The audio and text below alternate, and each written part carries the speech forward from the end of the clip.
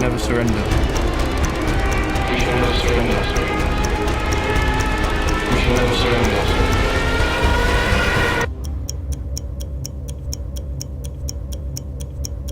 Hello guys and welcome back to the Popcorn Podcast. My name is Dylan, of course, and we're almost there, guys. We are almost there. As of this day, when this video is being uploaded, so basically tomorrow, I will be sitting in the IMAX in Leicester Square, London, watching my most anticipated film of the year, Tenet. Over the past couple of months, I have been going through every single one of the Christopher Nolan directed films and giving you guys my thoughts and my take on each and every one of them. And in today's video, we are finally at the end game. And no, of course, I'm not referring to the Avengers. Of course, I am talking about Dunkirk. So, without further ado, let's get into the video. As always, a brief synopsis, just in case you haven't seen the film.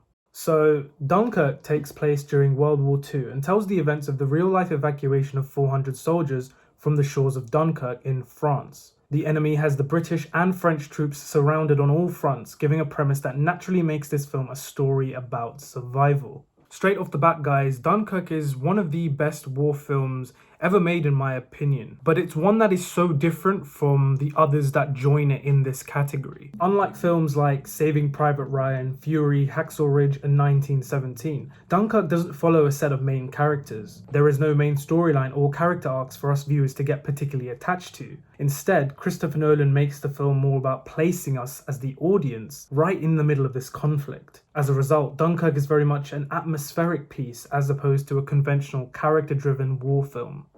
Now, this kind of, divergent style of telling a story can actually put a lot of people off upon first viewing. And if I'm being completely honest, it is the reason why when I first watched Dunkirk, I liked it, but I did not love it. I failed to have a connection with any of the characters, and that's probably what stopped it from being one of Christopher Nolan's best for me. But here's the thing. See, I missed the point of the film for so long, and I'm really happy to say that upon rewatching and, of course, preparing for this video, I have come to appreciate Dunkirk so much more than I did the first time round. Developing certain characters is simply not the main objective of Dunkirk, but instead it's to breathe realism into the unpredictability and brutality of this event. I think this is also clear through the casting choices of this film. A lot of the cast here are, quite frankly, unknown actors. The only ones you might recognize are Kenneth Branagh, Mark Rylance, Cillian Murphy, and Tom Hardy as well, whose face is also covered up for the majority of this film. Oh, and of course, Harry Styles, who is actually quite surprisingly very good in this film. I actually completely bought into his performance. But moving on, Christopher Nolan once again plays around a lot with time in Dunkirk, and he does this through the narrative. The story is told from 3 different perspectives: land, sea, and air, all from different points in time, and I think it really added to how engaging the film was.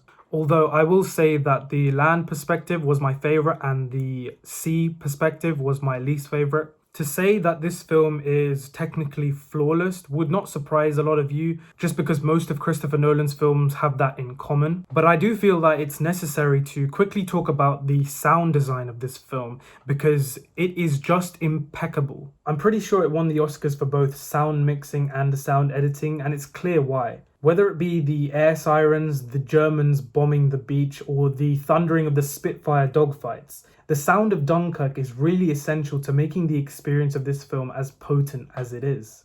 On top of that, the score for Dunkirk is one of the most suspenseful pieces of music, quite frankly, I've ever heard. It's a lot different to anything I've ever heard before from Hans Zimmer, just because it's almost devoid of any main theme or melody. Instead, it's this shepherd's tone that's constantly rising the tension, carrying the screenplay forward. Christopher Nolan, from a director's standpoint, might be the best he's ever been here in Dunkirk. And Hoyte van Hoytema's cinematography here is just gorgeous. I feel like he had a lot more room to craft a distinct visual tone here as opposed to his collaboration on Interstellar. There's this blue and white color palette that really develops throughout and is most beautiful during the more triumphant moments of the film. Dunkirk's runtime is surprisingly shorter than most of Nolan's other films, and most popular war films actually. I think it sits in at just about an hour and 45 minutes. Although I don't think that the film would have benefited from a longer runtime, I think the time here is perfect. It's very well paced, and it means that the tension is kept effectively from beginning to end. Where you normally have in a film the first and second acts building to a massive action-packed third act, Dunkirk is pretty much just that third act, which takes a hold of you and never lets go. I was watching this interview a couple of months back where Quentin Tarantino was talking about, by the way, Tarantino is also another favorite of mine. But yeah, anyways, where Tarantino was talking about his top 10 films of the decade, and he actually had Dunkirk at number 2. I think it's hard to fault this film in any particular way, other than the fact that there is a lack of characterization. Nevertheless, that flaw is a subjective one. I've definitely been able to appreciate this film more in recent months, as opposed to when I first watched it upon release back in 2017. Overall, guys, I'm gonna give Dunkirk an A. It's not quite my favorite Nolan film, but I can't deny the brilliance in depicting this incredible event the way that it does.